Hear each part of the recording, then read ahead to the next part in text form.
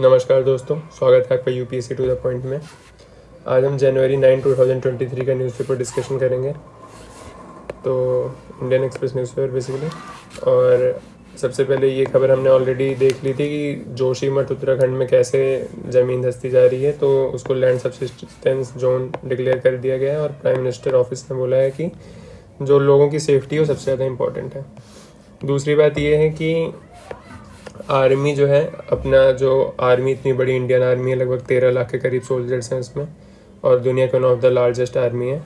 तो उसको down size करने की जो है तैयारी करी जा रही है, ताकि हमारा जो है बजट और हम जो है बेसिकली डायनेमिक वारफेयर की जो नीड्स है, मॉडर्न वारफेयर की नीड्स हैं, उसको हम फुलफिलमेंट उसका कर सकें। तो सबसे पहले इसमें देख लेते हैं कि शकेतकर कमेटी ने 2016 में रिपोर्ट दी थी, जिसमें आर्मी को राइट साइज करने की बात करी गई थी। उसके बाद से अभी पिछले कुछ महीनों से ये कुछ ज़्यादा ये पेस में ये काम आगे बढ़ रहा है। This is because of an increase focus on the creation of leaner force and sharpening of its combat edge amid changing dynamic of modern warfare. तो अब जो आर्मी का कॉम्बैट का एज है, उसको शार्पन करने की ज़रूरत है, ताकि वो जो changing dynamics of modern warfare है, इसको हम फुलफिल कर सकें। कैसे करा जाएगा? Roping in veterans with expertise in specific area for its training institution on contractual basis. तो अलग अलग एरिया से एक्सपर्ट्स को कॉन्ट्रेक्चुअल बेसिस पे लिया जाएगा। क्रॉस स्किलिंग टेक्निकल ट्रेड्स को क्रॉस स्किलिंग करा जाएगा, मतलब एक दूसरे डिपार्टमेंट से आपस में स्किल शेयर होगा। Outsourcing several services at its static units.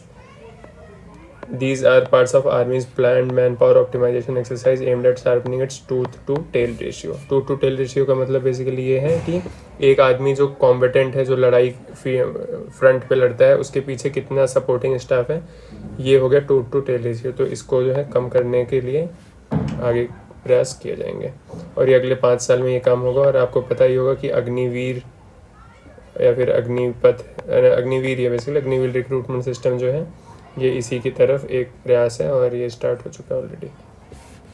उसके बाद as share of renewable increases in grid government explore storage option. ये हमने ऑलरेडी डिस्कस करा था कि जो रिन्यूएबल एनर्जी वगैरह है उसको, या फिर जो बेसिकली एनर्जी अगर हम प्रोडक्शन इसका बढ़ा देंगे अचानक से, तो इसको स्टोर करना पड़ेगा, क्योंकि तुरंत वो सारा कंज्यूम तो हो नहीं पाएगा।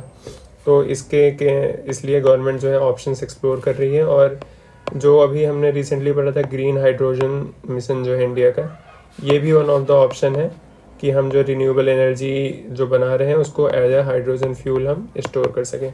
तो और ऑप्शन भी सरकार तलाश रही है। और इसमें बताया गया कि कैसे जो है 2050 तक इंडिया जो है 50% अपना एनर्जी रिक्वायरमेंट रिन्यूएबल से पूरा करेगी, और 40% तो अभी नॉन फॉसिल फ्यूल बेस्ड से हो गया एनर्जी इन इंडिया का एनर्जी रिक्वायरमेंट। और 24% reduction in emission intensity of GDP between 2005 to 2016। तो 24% एमिशन रिडक्शन करेगा 2005 से 2016 के बीच में। An emerging policy resolve is that solar and wind waste energy cannot continue to be pushed down to struggling electric distribution companies or DISCOMs। तो अब यही है कि जो डिस्कॉम्स हैं वो उसको डिस्ट्रीब्यूशन नहीं कर पा रही हैं प्रॉपर तरीके से, तो इसकी वजह से जो एमर्जिंग सोलर एनर्जी है या फिर विंड पावर है, इसका जनरेशन को हम रोक नहीं सकते हैं। तो इसलिए हमें स्टोरेज ऑप्शन तलाशने की ज़रूरत है। इसके बाद हम आगे बढ़ते हैं। तो और तो कोई इसमें काम की खबर है नहीं। और एक चीज़ ये है कि PM to flag off luxury Ganga cruise on January 13।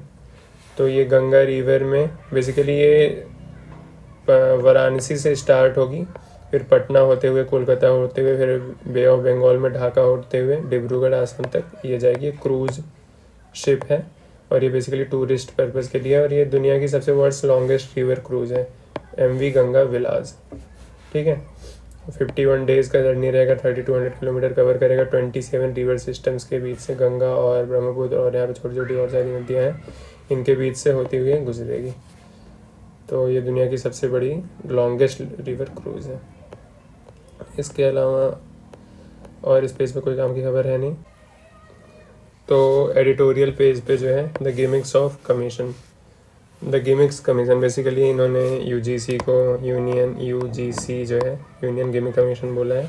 और जो अभी नया रेगुलेशन इंडिया में फ्रेमवर्क हुआ है कि फॉरेन यूनिवर्सिटीज़ को इनवाइट करा जाएगा इंडिया में, उसके रिगार्डिंग उसके नेगेटिव पॉइंट्स जो है यहाँ पे डिस्कस करें। तो सबसे पहले इन्होंने ये बताया कि जो दुनिया की टॉप यूनिवर्सिटी हैं जैसे कि प्रिंसटन, येल, ऑक्सफोर्ड, ये तो बाहर कैंपस सेट ही नहीं करती हैं, तो इंडिया में क्यों ही करेंगी, जबकि यहाँ पे रेगुलेटरी इन्वायरमेंट बहुत ख़राब है, बहुत अनसर्टेन रेगुलेटरी इन्वायरमेंट है इंडिया में। और उसके बाद इन्होंने बताया कि जो ऑलरेडी यूनिवर्सिटी जैसे कि न्यूयॉर्क यूनिवर्सिटी वगैरह, इन लोगों ने जो कैंपस सेटअप करा भी है वो भी कोई बहुत अच्छे नहीं करे हैं। जो मेन कैंपस है वही अच्छा है, बाकी जो बाहर सेटअप करते हैं उतना अच्छा नहीं होता है। तो more than 30% of foreign campuses receive some form of subsidy and the better the institution the more subsidy it requires. तो इन्होंने बेसिकली ये बोला कि भले आप उनको इन्वाइट करेंगे आके सेटअप करने के लिए, लेकिन आपको उन्हें सब्सिडी प्रोवाइड करनी पड़ेगी, नहीं तो कोई आके नहीं सेटअप करेगा। यहाँ पे आके वो बिल्डिंग नहीं बनाएंगे बाहर की यूनिवर्सिटीज़, तो उनको सब्सिडी वगैरह देनी पड़ेगी, इंफ्रास्ट्रक्चर प्रोवाइड करना पड़ेगा। और जितनी भी अच्छी यूनिवर्सिटीज़ हैं उनको सब्सिडी, उनको पैसे की रिक्वायरमेंट होती ही है, कोई जो है ये कंपनी थोड़ी चला रही है। If you want to build a top class university in India it will have to integrate teaching and research. और दूसरी बात इसमें सरकार ने जो बोला कि यहाँ से रेमिटेंसेज यहाँ से पैसे कलेक्ट करके भेज देंगी, तो उस पर इन्होंने कहा कि अगर आप टॉप क्लास इंस्टीट्यूशन बना रहे हैं तो आपको टीचिंग और रिसर्च दोनों साथ में करना पड़ेगा। And any private institution that is for profit that seeks to skim money off education can never build a world class university since a top class university requires continual reinvestment। अगर कोई top class university है तो पैसे पे focus नहीं करती है उसको, बल्कि पैसा चाहिए होता है, तो सरकार को पैसा देना पड़ेगा अगर वो टॉप क्लास यूनिवर्सिटीज़ बनाए। ये नहीं कि बाहर की यूनिवर्सिटी जाएँ यहाँ अपना ब्रांच सेट करके पैसा बना के वहाँ भेजें, ऐसा नहीं होता है। उसके बाद इन्होंने बोला कि यूजीसी ने बोला कि हम क्वालिफिकेशंस वगैरह चेक करेंगे, तो कहाँ से क्वालिफिकेशन, कोई क्राइटेरिया थोड़ी है कि आप प्रोफेसर्स वगैरह की क्वालिफिकेशन कैसे चेक कर पाएंगे, उनको अलग तरीके होते हैं, यूजीसी के बस की बात नहीं है चेक करना। ये सब चीज़ें उन्होंने बताया, मतलब बेसिकली कॉम्प्लेक्स प्रोसेस है, ऐसे इन्होंने बोला है। उसके बाद इन्होंने बोला there are at least 30-40 entrepreneurs in India who could financially at least single-handedly create slightly lower cost world class alternative to western institution। बोले इंडिया में कम से कम 30-40 ऐसे इंटरप्रेन्योर्स हैं जो वर्ल्ड क्लास इंस्टीट्यूशन इंडिया में ही क्रिएट कर सकते हैं, ठीक है, लेकिन उन्होंने नहीं करा। But there has been only a trickle of institution in India so far that is ambitious in this respect. है तो 30-40, लेकिन इंडिया में गिने चुने 2-4 ही ऐसे इंस्टीट्यूशंस हैं जो कि इस पैमाने पर खरे उतरते हैं। अब क्वेश्चन आपका आएगा कि क्यों ऐसा होता है, if we are not investing enough why would anyone else.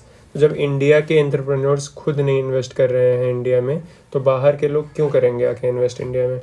तो ये बेसिकली इन्होंने बताया। और इंडिया के लोग इसलिए नहीं करेंगे क्योंकि यहाँ का इन्वायरमेंट ही नहीं अच्छा है, यहाँ रेगुलेटरी इन्वायरमेंट नहीं अच्छा है, यहाँ पे अप्रूवल वगैरह यूजीसी से कुछ मिलता नहीं है, ना कोई फ्रेमवर्क प्रॉपर है।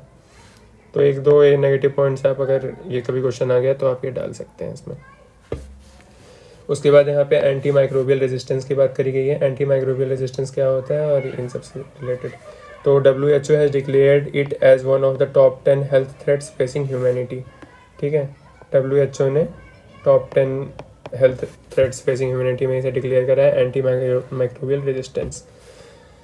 तो improperly used anti microbials create selective pressure on bugs. तो बग्स बेसिकली जो माइक्रोब्स होते हैं, पैथोजेंस होते हैं, वो हमको हार्मफुल, हमें बीमारियां कॉज करते हैं, ठीक है।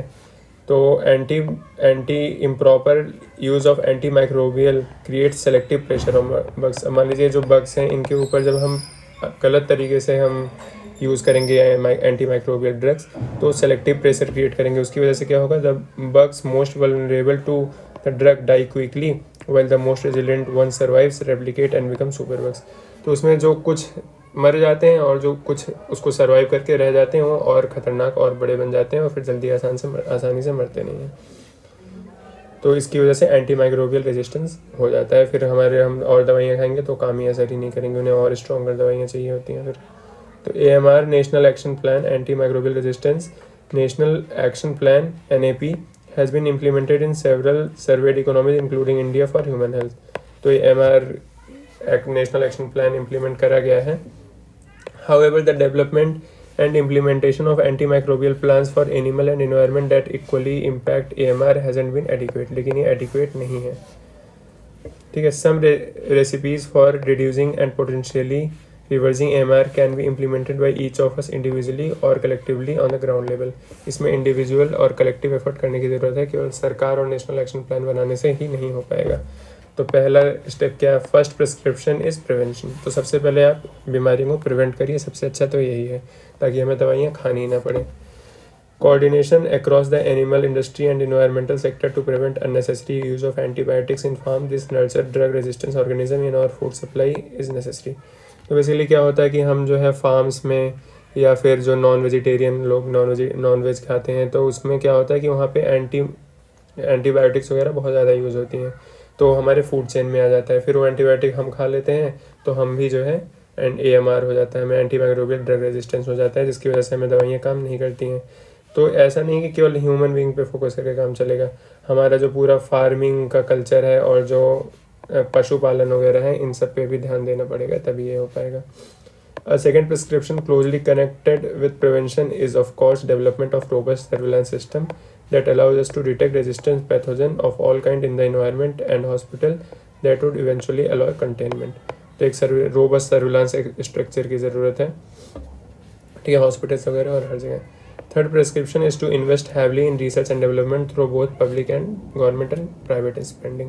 रिसर्च एंड डेवलपमेंट करिए ताकि नई दवाइयाँ बन सकें, जो आगे जो ऑलरेडी AMR हो चुका है उसको काउंटर करने के लिए नई दवाइयाँ बन सकें और नए एंटीबायोटिक्स हम क्रिएट कर सकें, ठीक है। तो इसमें बेसिकली इन्होंने एग्जांपल दिया कि कैसे कोई एक एंटीबायोटिक बनाने में लगभग $1 बिलियन का खर्चा और डिकेड्स लग जाते हैं। तो लेकिन जो कंपनियां बना रही हैं उनको प्रॉफिट नहीं होगा सही, तो क्यों ही रिसर्च करेंगी। तो fourth prescription would be to formulate new types of financial incentives to measure return on investment and measure profitability by the social value of the antibiotic. तो फाइनेंशियल इंसेंटिव की ज़रूरत है और इसको प्रॉफिटेबिलिटी को मेज़र करने की ज़रूरत है, ना कि उसके ओरिजिनल वैल्यू से, बल्कि सोशल यूटिलिटी उस दवाई की कितनी है उसकी वजह से। The cost of AMR to the economy is significant and it is critical to develop policies and implement them through holistic One Health approach। तो One Health के अप्रोच के थ्रू जो है इसको इम्प्लीमेंट करने की ज़रूरत है। One Health क्या होता है? One Health WHO ने डिफाइन करा है कि जो ह्यूमन बींग्स हैं, ऐसा नहीं कि आप केवल ह्यूमन बींग्स की हेल्थ पे फोकस करके सब आप ह्यूमन बींग्स हेल्दी रह सकते हैं, ऐसा नहीं होता है, बल्कि आपको प्लांट एनिमल और ह्यूमन बीइंग तीनों को सिंक में लेकर चलना पड़ेगा और तीनों पे एक साथ फोकस करना पड़ेगा। तो इसलिए इसका नाम दिया गया है वन हेल्थ। इसके बाद ये article exam point of view से काम का नहीं है। और फिर ये प्रॉस्पेरिटी थ्रू फिलेंथ्रोपी, इसमें बेसिकली अशोक गुलाटी जी ने बताया कि कैसे फार्मर्स इनकम बढ़ाई जा सकती है, वन ऑफ द तरीका इन्होंने बताया। तो इन्होंने उसके पहले कॉन्टेक्स्ट में ये दिया कि Simon Kuznets told us decades back that it is going to happen as economies open up and growth accelerates। कि जो दुनिया में इनइक्वालिटीज़ बढ़ रही हैं ये होनी थी, ऐसा साइमन कुजनेट्स ने ऑलरेडी बता रखा था। जैसे इकोनॉमी जब ग्रो करेंगी तो इनइक्वालिटीज़ बढ़ेंगी। Before it stabilises and even decline as those left behind start to catching up. पहले बढ़ेंगी हालांकि, लेकिन उसके बाद कुछ टाइम बाद ये स्टेबल हो जाएगा और इनफैक्ट डिक्लाइन भी करेगा, जैसे फिर क्योंकि जो लोग पीछे करीब छूट गए हैं वो आगे कैचअप करेंगे। लेकिन अशोक गुलाटी जी बोल रहे हैं कि but how do they catch up with the front runners. लेकिन फ्रंट रनर से कैसे कैचअप कर पाएंगे? It can happen only when one invest heavily in their skills, education, access to finance and innovative model of development that dovetail inclusiveness with faster growth plans. Catch up तभी हो पाएगा, जो पीछे लोग गरीब छूट गए हैं वो कैचअप तभी आगे चल के कर पाएंगे जब हम उनके स्किल्स में, एजुकेशंस में और उनके फाइनेंशियल एबिलिटी उनकी बढ़ाएंगे, तभी हो पाएगा। फिर इन्होंने एग्जांपल दिया है कि कैसे इंडियन इंडस्ट्रियलिस्ट कंट्रीब्यूट वगैरह करते हैं और वगैरह। तो लेकिन यहाँ काम की बात लास्ट में इन्होंने करी है कि इन्होंने बेसिकली बताया कि सोलर फार्मर्स की इनकम बढ़ाने के लिए सोलर पावर को कैसे यूज़ करा जा सकता है। तो solar farms today need a lot of land that is degraded, but land is scarce in India and I am not sure how far this model can be scaled up. The alternative is to have solar as a third crop on farmers field। तो India में क्या है कि land already बहुत scars resource है, कम है land, ठीक है, और सोलर पावर प्लांट अगर हमें बनाना होता है तो इसके लिए हमें बहुत ज़्यादा लैंड चाहिए होता है, ये ऑलरेडी हमने डिस्कस करा है। तो सोलर पावर प्लांट के लिए ज़्यादा लैंड चाहिए होता है, लैंड हमारे पास है नहीं। तो इन्होंने बताया कि हम फार्मर्स के लैंड को यूज़ कर सकते हैं the farmer will get rent for his land and a share in the profit of power generation. ठीक है, फार्मर्स सोलर ट्रीज लगा सकते हैं अपने लैंड में और उसमें उनको प्रॉफिट और रेंट मिलेगा। This idea is being tried in a number of countries including India. ये ऑलरेडी आइडिया ट्राई करा जा चुका है और नजफगढ़ एरिया में दिल्ली में भी ये ट्राई करा गया है और यहाँ पे फार्मर्स को 1.25 लाख पर एकड़ दिया गया था कंपनी के द्वारा। सन मास्टर कंपनी थी और ये फार्मर की इनकम केवल 6 महीने में ही इसकी वजह से डबल हो गई। तो काफ़ी प्रॉफिटेबिलिटी का सौदा रहेगा कंपनी के लिए और फार्मर्स के लिए भी। उसके बाद वर्ल्ड न्यूज़ पे आते हैं, इसमें कुछ काम की खबर है नहीं आज। फिर एक्सप्लेन पेज पे आते हैं। एक्सप्लेन पेज पे सबसे पहले ये है कि विलेज डिफेंस, जम्मू कश्मीर में जो हमले हो रहे हैं उसके लिए विलेज डिफेंस सेटअप किया गया है। तो lieutenant governor Manoj Sinha assured that the village defense committee VDC would be set up on the line of those in Doda district. Doda district में 1990s में सेटअप हुआ था, उसकी लाइन पे नए विलेज डिफेंस कमेटी सेटअप करे जाएंगे। The new scheme to set up VDCs in vulnerable areas of Jammu Kashmir as approved by home ministry in March 2022 में होम मिनिस्ट्री ने अप्रूव किया था। बेसिकली इसमें होगा कि जो वल्नरेबल विलेजेस हैं या डिस्ट्रिक्ट्स हैं वहाँ के गांव में कुछ लोगों को हथियारबंद करा जाएगा ताकि अगर मिलिटेंट्स वगैरह अटैक कर रहे हैं तो फ्रंट लाइन का काम कर सकें और जब तक पीछे से आर्मी वगैरह या फोर्सेस नहीं आ जाती तब तक वहाँ पे सीनैरियो को संभाल सकें ताकि सिविलियंस की कैजुअलिटीज़ कम हो। अब VDC और VDCs क्या होते हैं? Both refers to the group of civilians armed by the state to hold off militant until security forces arrive. और इनको कुछ कुछ पैसे दिए जाएंगे। और village defence guard basically VDC का फुल फॉर्म है और VDC का मतलब village defence council. VDC have at least 10-15 ex-servicemen, ex-policemen and able-bodied local youth who were enrolled on a voluntary basis। तो ex-servicemen, ex-policemen होंगे और local youths होंगे, voluntary basis पे इनको recruitment किया जाएगा। In most part of Jammu division, VDCs played significant role in combating militancy in region where poor road networks sometimes delay the arrival of security forces. The villagers who knew the local topography averted the militant attack and helped capture and kill them। तो यही बताएगा कि जम्मू में already जो पहले हुआ था वहाँ पे कैसे ये फ़ायदेमंद हुआ था कि अगर रिमोट एरिया कोई है वहाँ पे फोर्सेज आने में टाइम लगेगा तब तक वहाँ पे काफ़ी नुकसान ऑलरेडी कर चुकेंगे तो विलेजर्स मदद कर सकते हैं। कंट्रोवर्सीज भी इसके लिए कुछ हुई हैं जैसे कि ह्यूमन राइट वायलेशन वगैरह केस था और 221 FIR 2016 में दर्ज किया गया था इनके खिलाफ वगैरह। तो ये कंट्रोवर्सीज ऑलरेडी थी तो इसको प्रॉपर तरीके से इम्प्लीमेंट करने की ज़रूरत है, बस इसमें इतना कहा गया है। तो विलेज डिफेंस कमेटी आप ये एग्जांपल यूज़ कर सकते हैं किसी भी मेंस के आंसर राइटिंग में। प्रीलिम्स से भी क्वेश्चन आ सकते हैं लेकिन प्रीलिम्स में आने की संभावना कम है। उसके बाद सॉवरेन ग्रीन बॉन्ड है। सॉवरेन ग्रीन बॉन्ड हमने ऑलरेडी डिस्कस करा था, बताया था एक दिन मैंने 2-3 दिन पहले। तो बेसिकली इसमें क्या होता है कि ग्रीन बॉन्ड सरकार बॉन्ड इशू करती है जिसका नाम ग्रीन बॉन्ड होता है और उससे पब्लिक उसमें इन्वेस्ट करती है, फिर उस पैसे का यूज़ करती है सरकार। तो what are green bonds? Corporates with the aim that the proceeds of bond are utilized for project classified as environmentally sustainable। तो ग्रीन बॉन्ड से जो पैसा आती है, सॉवरेन ग्रीन बॉन्ड का मतलब सरकार इशू कर रही है और केवल ग्रीन बॉन्ड होगा तो प्राइवेट कंपनियां इशू कर रही हैं। तो ये जो भी इशू करेगा तो ग्रीन बॉन्ड का मतलब ये होता है कि इससे जो पैसा आएगा उसको केवल इन्वायरमेंटल सस्टेनेबल प्रोजेक्ट में ही यूज़ करा जा सकता है। ये बॉन्ड्स इंपॉर्टेंट क्यों हैं? Large amount of financing are needed to address these challenges. जो चैलेंजेस हैं दुनिया में इन्वायरमेंट से रिलेटेड तो इनको बहुत ज़्यादा फंडिंग की ज़रूरत है। And it is critical to connect environmental projects with capital market and investor and channel capital towards sustainable development. तो जो कैपिटल मार्केट है उन्हें जो इन्वायरमेंट को sustainable projects environmental sustainable project बनाने हैं उन्हें पैसे की बहुत ज़्यादा ज़रूरत है और इसकी फंडिंग अगर हम कैपिटल मार्केट से इसको लिंक कर सकें इन्वायरमेंटल सस्टेनेबिलिटी को तो जो है आसानी से ये काम हो जाएगा, पैसे की रिक्वायरमेंट पूरी हो जाएगी। इन्वेस्टर के लिए भी ये बेनिफिशियल रहेगा क्योंकि इन्वेस्टर को रिटर्न इस पर मिलेगा। नॉर्मल बॉन्ड में जितना मिलता है लगभग उतना ही रिटर्न या फिर में भी उससे ज़्यादा भी रिटर्न मिल सकता है। तो इसकी वजह से क्या होगा, the growth in green bonds and green finance also indirectly works to disincentivise high carbon emitter project as per IFC। तो IFC क्या है? इंटरनेशनल फाइनेंस कॉरपोरेशन है। इसने बताया कि जब लोगों को ग्रीन बॉन्ड में ज़्यादा रिटर्न मिलेगा तो जो नॉर्मल बॉन्ड्स हैं उसमें इन्वेस्टमेंट कम करेंगे तो इसकी वजह से जो हाई कार्बन एमिटिंग प्रोजेक्ट्स हैं उनको डिसइंसेंटिवाइज होंगे और उनको पैसा कम मिलेगा। और यूनियन बजट 2022-23 में प्रोविज़न हुआ था और अभी गवर्नमेंट जो है इशू करने वाली है बहुत जल्द, नोटिफिकेशन इसका आ गया है। उसके बाद इम्बैलेंस इन फर्टिलाइज़र यूज़, ये आर्टिकल मैं आपको एक दूसरे वीडियो में डिस्कशन करूँगा कि फर्टिलाइज़र यूज़ में क्या दिक्कत हो रही है इंडिया में। उसके बाद और इसमें कुछ काम की खबर आ जाए नहीं, इकोनॉमी में भी कुछ काम की खबर नहीं है। तो आज के न्यूज़पेपर में बस इतना ही, मिलते हैं आपको अगले वीडियो में। बहुत बहुत धन्यवाद। जय हिंद।